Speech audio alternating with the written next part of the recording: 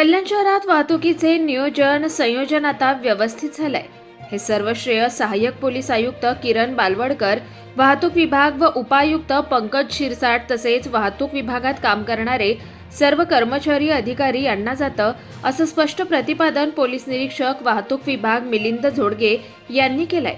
ते महाराष्ट्र नवस्फूर्ती टीव्ही न्यूजचे संपादक श्री शांताराम तांगडकर यांच्याशी बोलत होते।